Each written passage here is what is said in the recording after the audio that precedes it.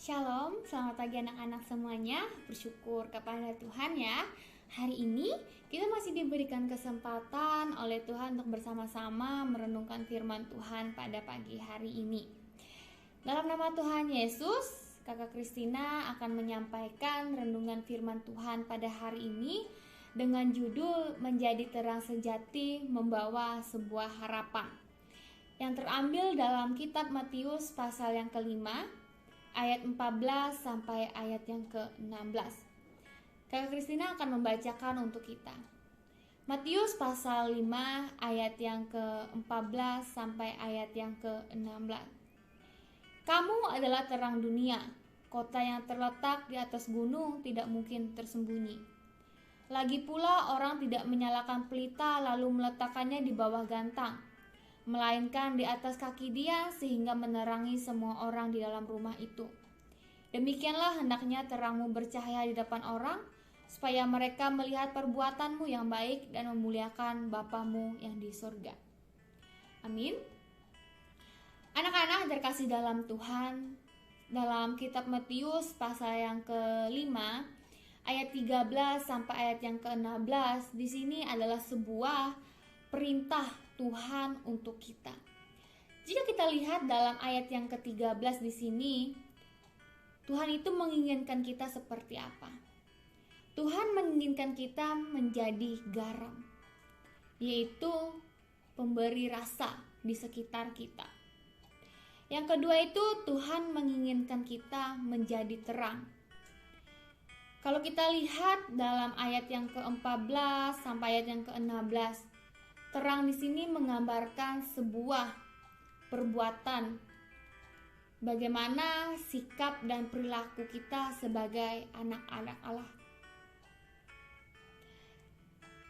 Anak-anak yang terkasih dalam Tuhan, ketika kita menjadi terang di sekitar orang lain, kita tentunya banyak orang-orang yang akan melihat kita.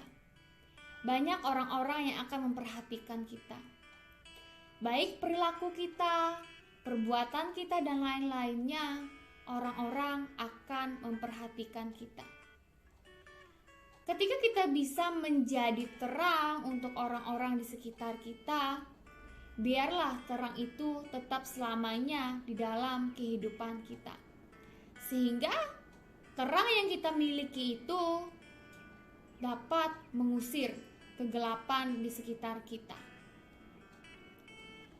Sehingga kalau kita lihat dalam ayat yang ke-16, demikianlah hendaknya terangmu bercahaya di depan orang, supaya mereka melihat perbuatanmu yang baik dan memuliakan Bapamu yang di sorga.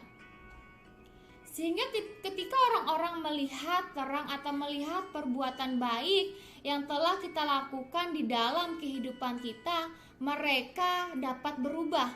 Mereka bisa berubah. Yang awalnya teman-teman kita berlaku seenaknya saja. Yang awalnya teman-teman kita merasa bahwa tidak ada hal yang baik di dalam kehidupan mereka. Kita bisa memberikan sebuah harapan untuk mereka. Bisa berubah dan supaya mereka bisa menjadi terang seperti kita. Sehingga apa?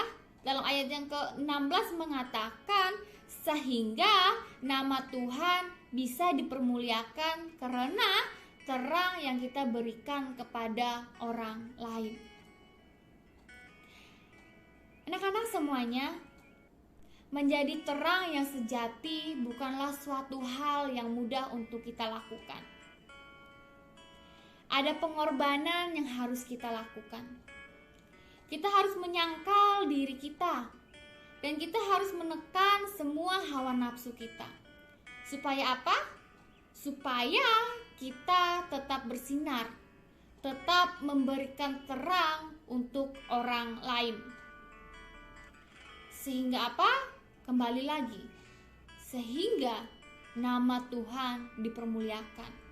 Melalui apa?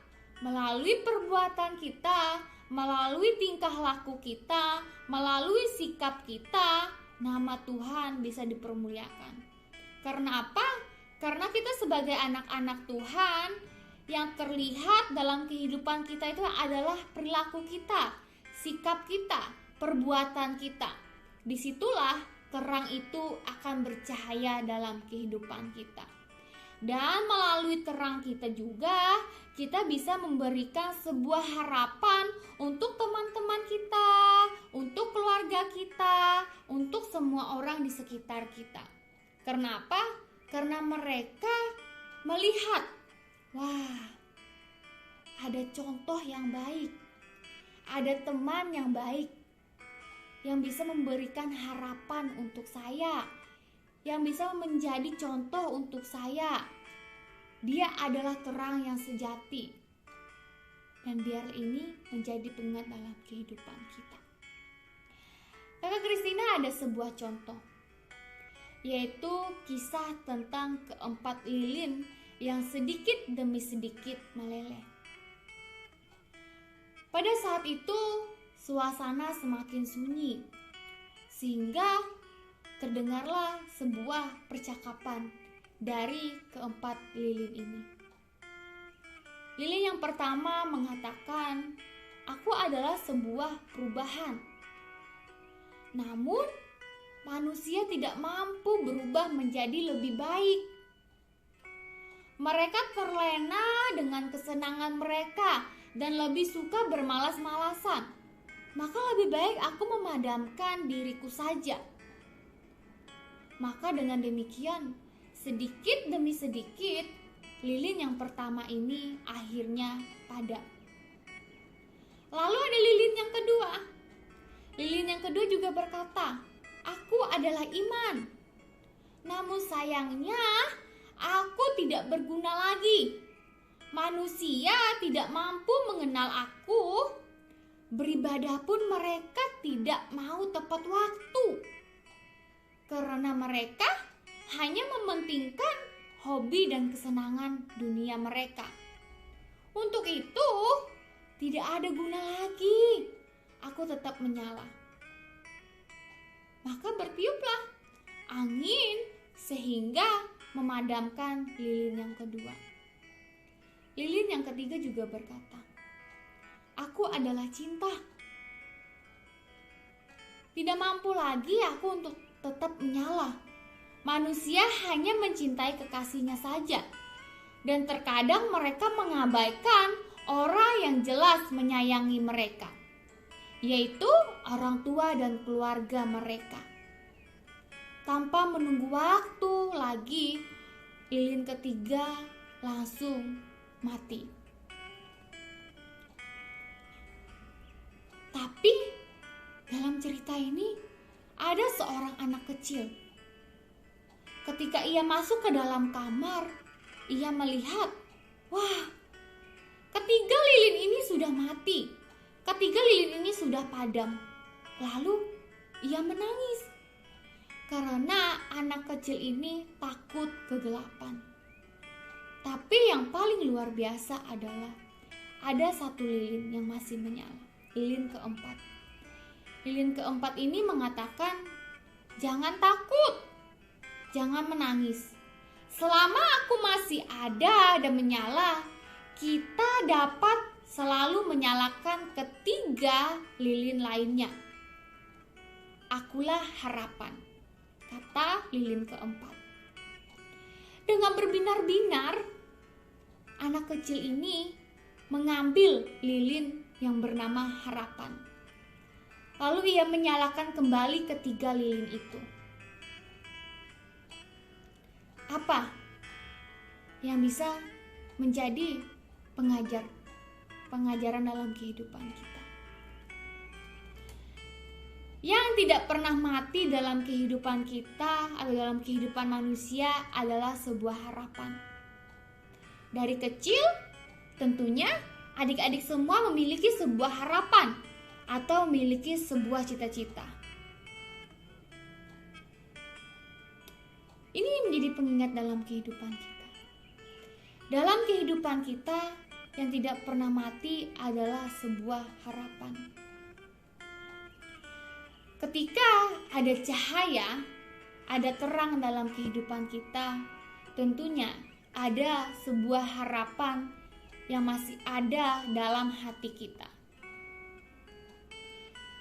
Jika kita ingin harapan itu, ketika kita ingin harapan kita itu terwujud, kita harus memegang satu hal, yaitu kita harus mau menjadi terang untuk orang lain. Karena apa? Karena tadi Kak Kristina mengatakan terang itu adalah perbuatan. Ketika kita bisa berbuat baik, ketika kita bisa menjadikan diri kita sebuah contoh yang baik, disitulah harapan kita tetap ada. Sehingga nama Tuhan dipermuliakan di dalam kehidupan kita. Biarlah melalui firman Tuhan ini mengingatkan kita. Biarlah terang kita selalu bercahaya, dan biarlah terang kita memberikan harapan yang baru di dalam kehidupan semua orang. Sehingga apa? Sehingga kita bisa memuliakan Tuhan dan terang kita tetap bertahan untuk selama-lamanya. Amin. Renungan firman Tuhan kita sampai di sini. Semoga firman Tuhan ini bisa memberkati kehidupan kita. Tuhan Yesus memberkati.